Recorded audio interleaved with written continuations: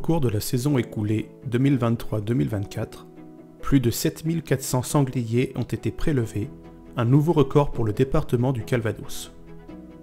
En 30 ans, les prélèvements ont été multipliés par 9.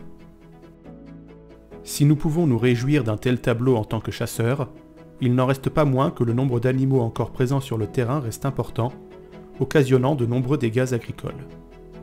Ainsi, pour la saison 2022-2023, le coût des dégagés à la charge de la fédération s'est élevé à 1,4 million d'euros.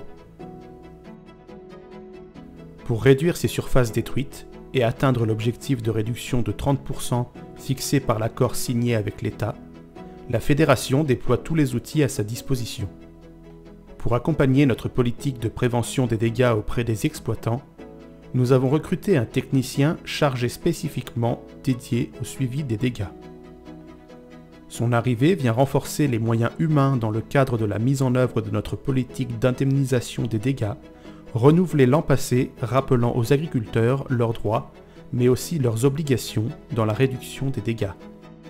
Cela se traduit concrètement par l'application parfois d'abattements sur des dossiers d'indemnisation lorsque l'agriculteur n'a pas tout mis en œuvre pour protéger ses cultures, quand la fédération de son côté leur propose la mise à disposition par exemple de clôtures électriques, de répulsifs à moitié prix pour protéger les semis ou encore le pré de Mirador. Autre mission dévolue à notre fédération, le suivi sanitaire en lien avec la tuberculose bovine. Suivi assuré dans le cadre d'une convention avec la DDPP, Direction départementale de la protection des populations.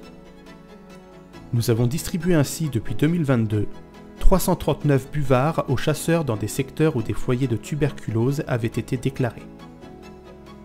En complément, quelques têtes et trachées pulmonaires ont été également collectés sur certains territoires afin de conforter les résultats en sérologie.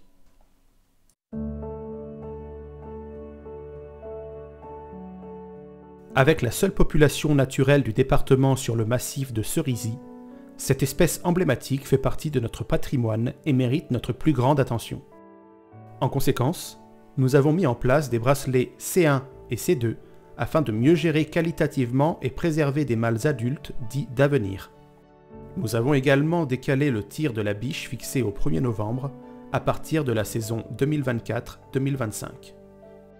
Pour la 3e année consécutive, nous avons réalisé des indices nocturnes d'abondance conjointement avec la Fédération des chasseurs de la Manche sur la forêt domaniale et les principaux bois en périphérie. La présence de cette espèce questionne néanmoins avec le risque de la tuberculose bovine. Afin de dissiper les doutes, nous avons rendu obligatoire la formation hygiène et pathologie en direction des attributaires de bagues grand cervidés. Ce sont près de 100 personnes qui l'ont suivi et ont été à même de réaliser un examen initial de chaque animal prélevé. De plus, nous avons exigé le retour de photos des carcasses, de viscères des animaux prélevés, afin de conforter les résultats issus des examens réalisés par les chasseurs. Nous comptabilisons 86 retours. Comme pour les sangliers, nous avons récupéré quelques viscères issus de plusieurs animaux pour analyse complémentaire en laboratoire, venant renforcer le retour des chasseurs.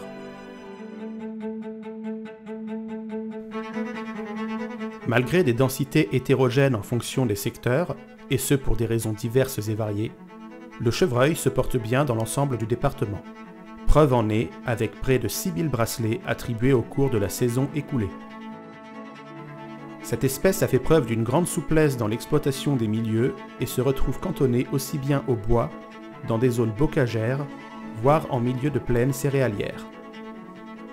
Les variations enregistrées en fonction des régions ou des communes peuvent être liées à une mauvaise gestion qualitative, du braconnage, la perte sur les jeunes avec fauche, des collisions, des maladies, etc. Il semblerait que la mortalité sur les jeunes ait été moins importante en 2023 que les années précédentes. Malgré tout, quelques cas de diarrhée sont encore observés et signalés sur des adultes, mais également sur des jeunes. Nous encourageons les territoires à effectuer une gestion qualitative de leur cheptel, et pour cette raison, la FDC 14 a décidé la mise en place du tir de la chevrette à partir du 1er novembre, afin de favoriser l'accompagnement des chevrillards par la chevrette le plus longtemps possible. Concernant les demandes de plans de chasse cervidés, dont la date butoir est fixée par arrêté ministériel au 10 mars, et face aux trop nombreux retards créant des dysfonctionnements dans les traitements, la Fédération a décidé de mettre en place une pénalité en cas de retard à partir de l'année prochaine. Nous comptons sur votre compréhension.